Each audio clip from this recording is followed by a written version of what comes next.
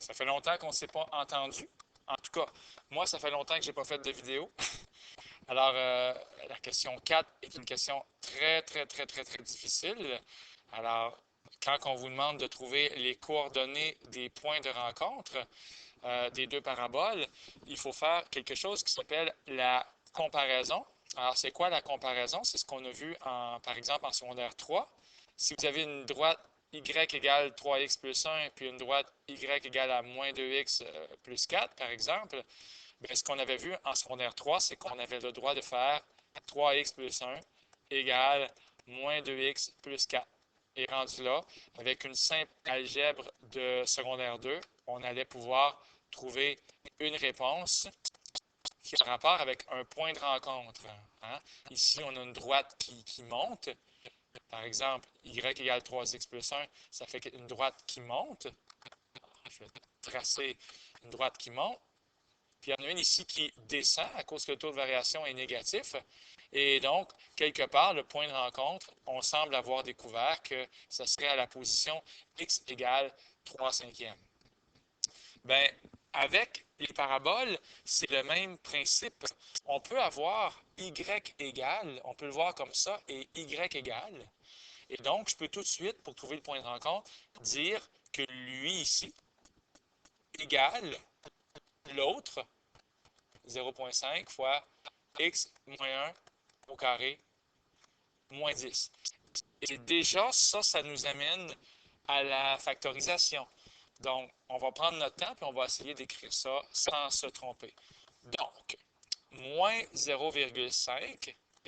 Puis au lieu d'écrire x moins 1 au carré, qui est ici, je vais écrire x au carré moins 2x plus 1 plus 2 égale 0,5, et là, je panique parce que je vais manquer de place, fois, et au lieu d'écrire x moins 1 au carré, encore une fois, ben, je vais écrire la même chose, x au carré moins 2x plus 1, comme ça, plus 1, et moins 10, comme ça.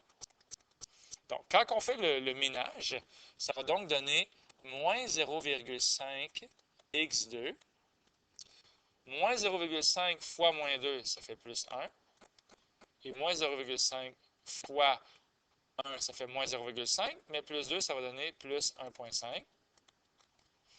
Et de l'autre côté, 0,5 x2, comme ça va. 0,5 fois moins 2, ce qui va donner moins 1x. Et 0,5 fois 1, ce qui va donner 0,5, mais moins 10, ce qui va donner moins 9,5. Bon, bien, le but dans le dernier examen, c'était d'avoir le fameux égal 0. Bien, on ne va pas changer ça. Nous, on veut avoir le fameux égal 0, ce qui va nous permettre de trouver la valeur de x qui nous intéresse. Alors, pour avoir le fameux égal 0, on fait moins 0,5 x2 de chaque côté. Il va donc rester moins 1 x2. On va faire plus x de chaque côté, donc plus 2x. Et finalement, plus 9,5 de chaque côté, plus 9,5, ce qui va donner plus 11, égale 0. Alors, je ne sais pas si vous réalisez, mais on est quand même proche de la solution. On a fait la comparaison, puisqu'on avait y égale et y égale. La comparaison, elle est ici, donc je vais la mettre en jaune. Ça, c'est la comparaison. C'était pas super bien écrit, mais j'ai écrit la même chose. J'ai écrit la même chose que ça, là. On va le mettre au propre. Alors, j'ai écrit ce qu'il y a là. Et donc j'ai fait disparaître les exposants 2. D'ailleurs, c'est déjà écrit, les exposants 2 sont morts. Et j'ai tout ramené d'un seul côté pour avoir le fameux égal 0. C'est pas cool d'avoir un moins devant le x2. Pourquoi qu'on ne ferait pas fois moins 1 de chaque côté? Donc, fois moins 1 et fois moins 1 de chaque côté.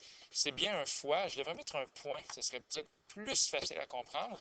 Et à ce moment-là, on va avoir x au carré moins 2x moins 11 égale 0.